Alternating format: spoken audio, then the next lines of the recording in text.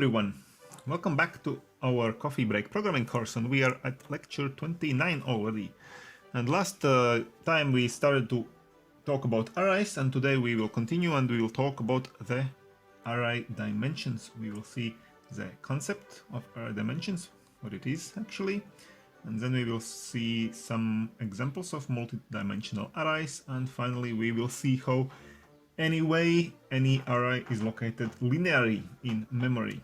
So let's start with the concept of dimensions. And well, the dimensions indicate the structure of the array, we can say. So for example, if the array is one-dimensional, it means that the array has a linear structure, and this is actually the way we thought about arrays last time. In the last lecture, when we thought about the array, we said that the elements of the array are all sorted linearly one after another in the array, but this is only one example of arrays, which is a one-dimensional array. We call the array one-dimensional array, or we say that the array has only one dimension. But then there can be also, for example, two-dimensional arrays. Two dimensions mean that the array has a tabular structure, or the array is a table-like, meaning that there are rows and columns and all the elements are located in such a table, and the array is a table. So not a linear structure but a tabular structure. And in case of three dimensions, we can say that the array has a spatial structure, meaning that there is also the third dimension, so we have three dimensions and the elements are stored within such a structure. And as we will see in the slides today, there can also be further dimension arrays, further than three. And we can say that dimension count shows us how many indexes are needed for identifying any element in the array. So we saw in the last lecture that there is a thing called index, which serves as a serial number, we said. This is a serial number, and based on that number, based on the index, we can access any element of the array. But this only, of course, works in case of one dimension. And if there are two dimensions, if the array is a two-dimensional array, it means that we need two indexes to identify any particular element, meaning the row number and the column number, and so on.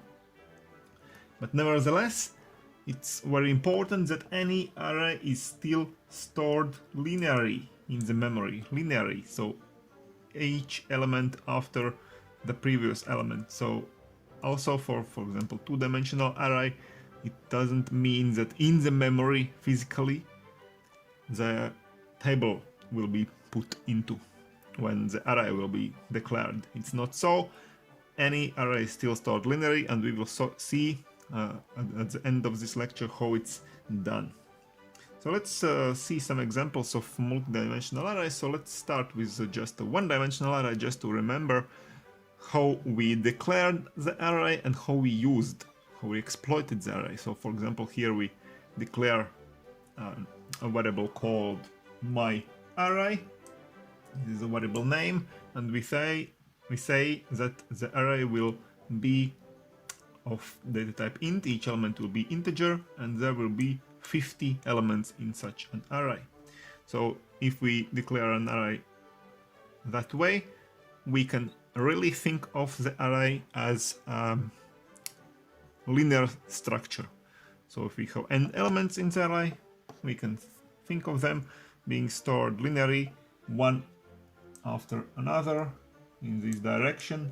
So from element number 0 until element number n-1. In this case, until element number 49. And there is this thing called index, just a serial number, meaning that, for example, we can write something like that. My array 13, the 13th element of the array, which will be this one here. We are, for example, here we add, not add, but we assign the value of 17. In this case, we write the 17 over the previous content here in this place. This is very easy. situation is array. So let's go further now. Let's see what is a two-dimensional array. Two-dimensional array means that we need two indexes, and there will be two pairs of those square brackets in both places where we do something with the array. So first of all, where we declare the array, so here is the array name balances, and we say that this will also be an int type array, so each element will be an integer.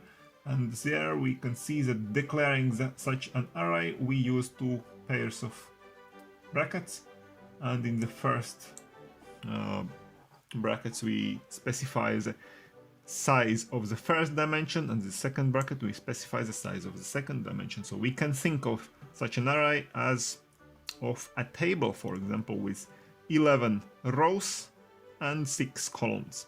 And anyway, as always in C++, the enumeration starts with 0, so there is a column number. So first of all, row number 0.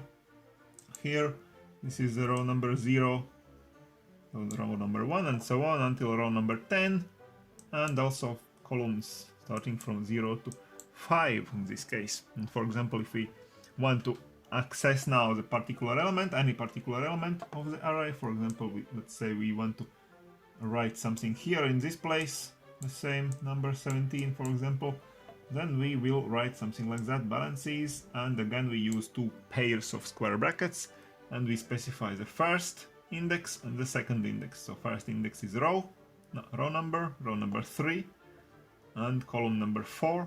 This is our place which we want to access in this particular case. So let's go further. Three-dimensional array means actually the same thing. We just add another pair of square brackets in both places. First of all, where we declare the array. So here we declare the array named arr, where each element will be integer. The size of the first dimension will be 5, the second 4, and the third again 5. So we can imagine this to be, for example, those tables from the previous example from our two-dimensional array, stored one upon another, several such tables. For example, here in this case we have 5 tables. Here we can see there are 5 tables, each table having 4 rows and 5 columns. So this is each particular table. 3 of them are listed out here.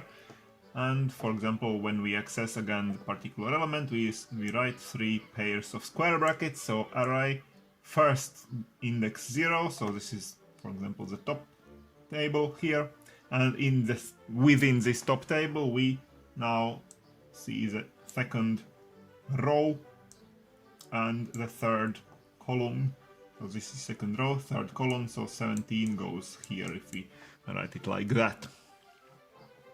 And also, of course, we can imagine such a three-dimensional array as a rectangular parallelepiped, where we have again 3 dimensions, so the first, second, and third. So also this is the way how to imagine three-dimensional arrays. But actually in C++ language we can go even further, and we can define an n-dimensional array where there will be n indexes identifying each particular element of the array.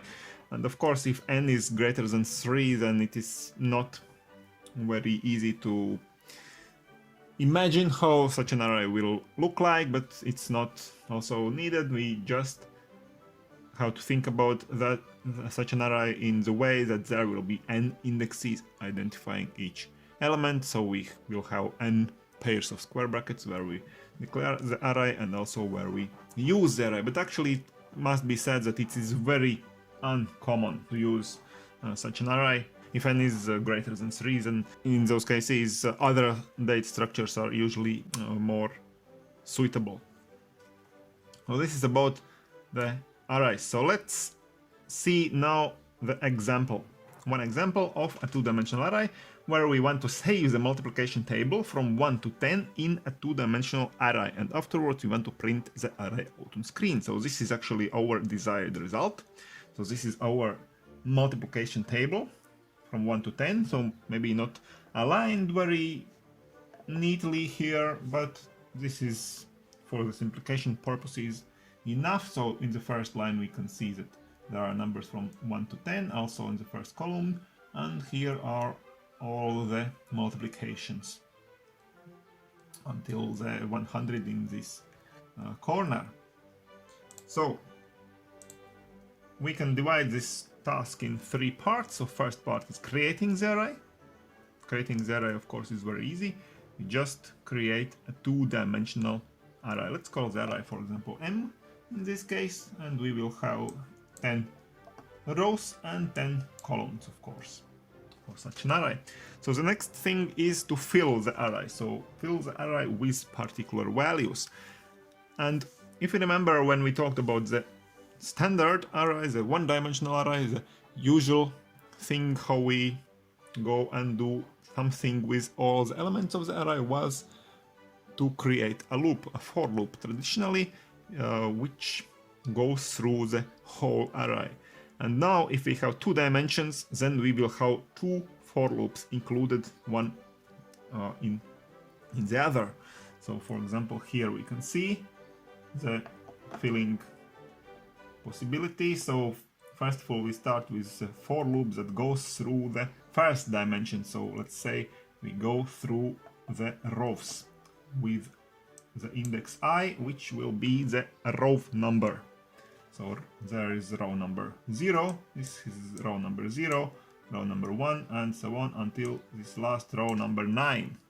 So I changes starting from 0 to 9, and within this loop, within every iteration of this loop, we have to go through the whole row number I. And to go through all the row, we create another for loop inside this for loop. So another for loop with another index j, which also changes, of course, from 0 to 9 because there are 10 numbers in that particular row number I. And j we can say is the column number, the index that goes through all the columns of this particular row. So now within this for loop we can assign this element of index I and j, of indexes I and j. So array M, index row number I, column number j, and now we have to put the right number here in this particular place. And normally, for example, in this case here, we can see that in each position here we just multiply the row with the column, of course, to get the right number. But of course, since our enumeration here starts with 0, not with 1 as we want, so we have to multiply those two things, I plus 1 and j plus 1. So row number plus 1 and the column number plus 1. And so now we get the right numbers, and when those for loops will have ended, we will have filled the array with all the right values. And now what is left is this third task of the exercise, to print the array out on screen. So again we have to go through the whole array. So again we create the same structure, for loop, which goes through the whole rows of our array. Within that we have now to do 2 tasks actually within each row. So first of all, we have to print out all the numbers of this row, and this will be done with this inner for loop. And the second thing, after we have printed out all the numbers in that row, we have to print the end line also after each row. So the next row will start printing in the next line on the screen. So we can see here that the second command is also executed. It's the end line printing command. So first of all, we print out all the numbers within this for loop here. So we go through again with the column index j through the whole row, and we just print out this particular element. So arrays M, rows number I, columns number j value, and after each number we print a space, for example, to separate those numbers, and after each row we print out end line, so we get something like that. Okay, and the final thing today will be about again the memory storage. So we always have to think about the memory, because we will work with memory later on, very much actually. And actually any array is stored linearly in the memory, regardless of its dimension count. So for example, if we go back to our memory structure in this table, which we have seen before, then for example, if we now declare the array like that, for example, array X with 3 rows and 5 columns, two-dimensional array. In the memory, actually, all the elements of the array will be stored linearly. For example, somewhere the array starts, so let's say here, the performer notices for itself where the array starts. The array X will start in this position, for example, cell number 105 in the memory, and the length of the array will be, in this case, 60 bytes, because there are 15 elements in this array. Each element is an integer. Each integer takes up 4 bytes, so 15 times 4 is 60 bytes. And so in the memory, the array will be located as follows. So this will be the first row of the array. First row with 5 elements, each element taking up 4 bytes, because each element is an integer. So next there will be next 5 elements, 1, 2, 3, 4, 5 until here actually.